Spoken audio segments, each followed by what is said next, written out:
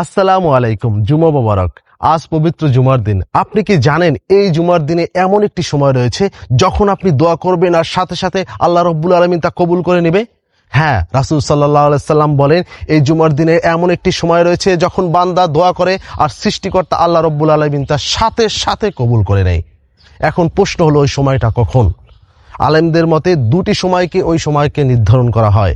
কিছু কিছু আলেম বলেন যখন ইমাম সাহেব মেম্বারে দাঁড়িয়ে খুতবা দেয় তখন থেকে শুরু করে জুমার নামাজ শেষ হওয়া অবধি আপনি যখনই দোয়া করবেন তখন আল্লাহ রাব্বুল আলামিন ওই দোয়াকে সাথে সাথে কবুল করে নেবে। আর কিছু কিছু আলেমের মতে এই সময়টা হচ্ছে জুমার দিন আসরের নামাজের পর থেকে মাগরিবের নামাজ পর্যন্ত।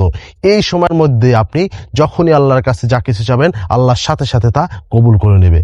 আর রাসূল সাল্লাল্লাহু আলাইহি সাল্লাম বলেছেন তোমরা জুমার দিনে বেশি বেশি দোয়া করো এবং বেশি বেশি আমার প্রতি দুরূদ পড়ো, কারণ দুরূদের মাধ্যমেই কিন্তু দোয়া কবুলের রাস্তা খুলে যায়।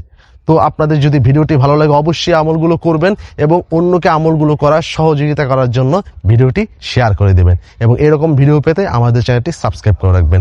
চলেন এখন সবাই জুমার নামাজ পড়ার জন্য প্রস্তুতি নিই। আল্লাহ হাফেজ।